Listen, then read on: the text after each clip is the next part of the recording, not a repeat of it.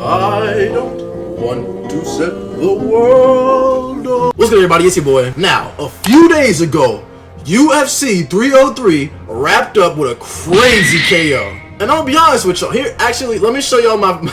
This is my live reaction to seeing Yuri getting floored. Here it is. Nah, Yuri is done. I'm not gonna lie, as you can tell in that video, I was a little, But before I get into the top of this video, I just want to go through the card and really tell y'all what I was thinking and how the fights were. I'm not going through the early prelims, but the prelims, bro, that bantamweight fight versus Peyton and Giannis. I was picking Peyton to win, but I didn't know he was gonna win like that. First round decapitation! Then we got a Gene Silva win. Unfortunately, Cub Swanson lost. I thought his name was funny, so I thought he was gonna win. And of course, everybody knew Joe Pyfer was gonna win. But with another first round decapitation, okay, Joe. Let's move on to the main card. MVP versus Ian Gary. I was picking MVP, but at the same time, I knew how good Gary was. And I know a lot of people like to hate on Ian Gary, but when we watch the dude fight, he might not be flashy, he might not be the most entertaining, but the dude knows how to win. MVP was outstriking him, and I knew that. I knew MVP was going to outstrike him. Towards the beginning of the round, I saw Ian's defense was very nice. He was checking kicks. Honestly, I would like to see an MVP versus Wonder Boy, because this technically is his first loss in the I don't want to say the WWE. And then, of course, the woman fought. I'm not going to lie, I wasn't even going to watch it, but it wasn't a snooze fest, but it was a slow start. It didn't really get too crazy until that crazy elbow landed and that giant gash on Silva's eye came about.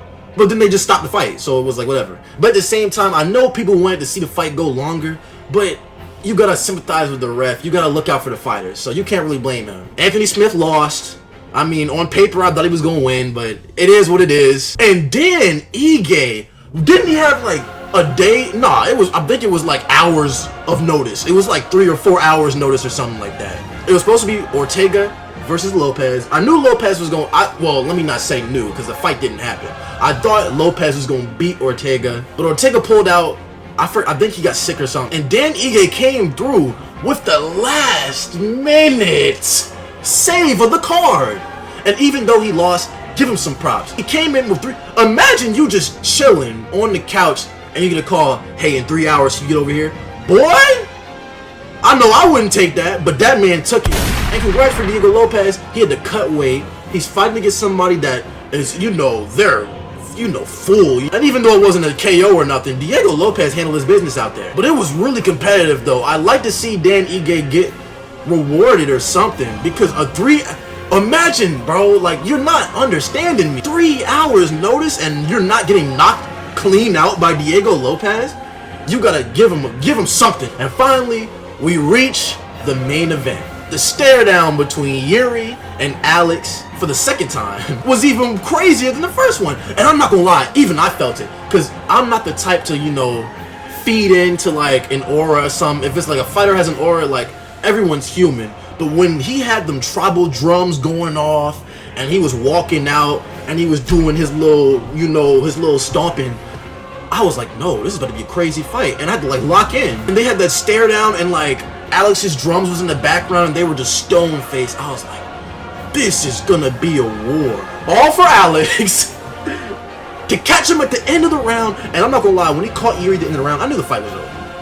I knew the fight was over because Yuri got up.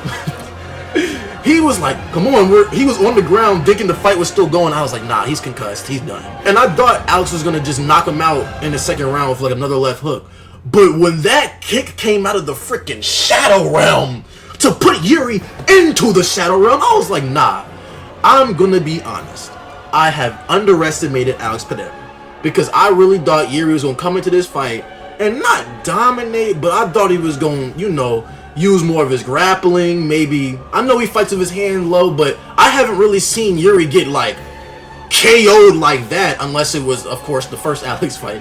But that was a KO. That was scary. I thought, I felt bad, honestly. And then at the end, Yuri had to try to stand up and they had to hold him up. That's when I was like, nah, Yuri, I feel bad. All of this just to say, what in the world is next? What do you do after that? I heard people saying, I don't even know if it was him or if it was just people saying they want to see Yuri move down to 185. Me personally, I think that's a terrible idea. First of all, that's a lot of weight to cut, first of all. Yuri's a big dude. That's a lot of weight you're cutting. You already get knocked out in your division where you don't have to cut that much weight. You're about to make it worse. Second of all, the middleweight division is starting to have a little resurgence. It's not the middleweight division it was, where it was just boring as I don't know what, and there weren't a lot of top contenders that know to grapple, and it was just, you know, casual. I don't think Yuri should cut, honestly. I think he needs to take some time off, do what he should have done the first time. You shouldn't have taken this fight. He should take maybe like a year off, get himself together, maybe get in the gym and figure out what he needs to do with his defense. I don't even want Yuri. I'm not gonna try to sit here and act like, you know, I'm a coach or anything in real life. I don't know what they're doing.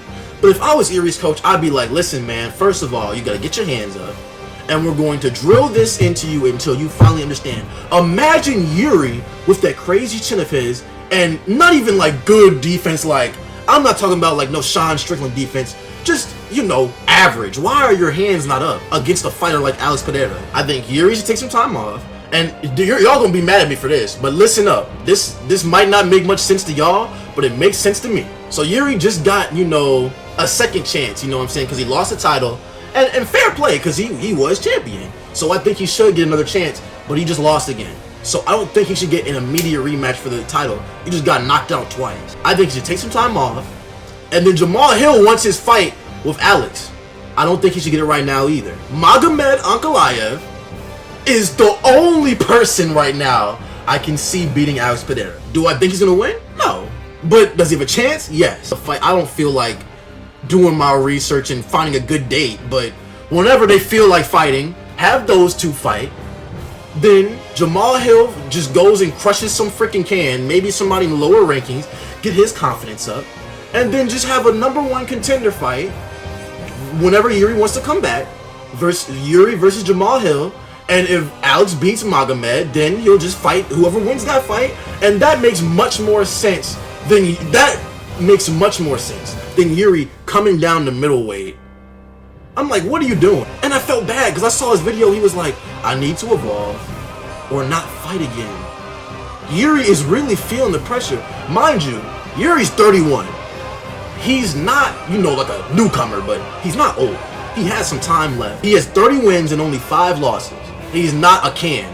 I don't even know why people are trying to make it seem like he fell off. He lost to one of the best strikers in the UFC right now. Okay, big whoop. Yuri has a serious chance of coming back. He could have won. I don't care what people say. Alex is a great striker, but Yuri is not a pushover. He could have won if he had just had a different game plan. But I'm going to stop ranting about Yuri. Let me get to Alex, and I have to give him props right here and there. Because I was hating a little bit, I'm not going to lie. I was thinking he was going to come in here, get smushed up against the cage or something, and Yuri was going to maybe win a decision or something. No, he proved me way wrong. I have to give him props now. I wasn't a hater, but I was a doubter. When he beat Izzy, I was like, man, whatever. He was too big for it. He moved up, beat Ian. I was like, all right, that's a good win, but I got to see what's going on. He knocked Yuri out. The first time, I was like, man, that's an early stoppage. He beat Jamal Hill. I was like, dang, that's a good win, but I don't want to give it to him just yet. No, bruh, he's proved himself. He's him. He's officially him. Like I just said, I think he should fight Ankalaev. He's going to win, but that's all. I just wanted to give y'all my thoughts. I mean, this was just you know what I'm saying. Whatever. Get out of here. I don't want to see you anymore. I'm just joking. I love you. Come give me a kiss.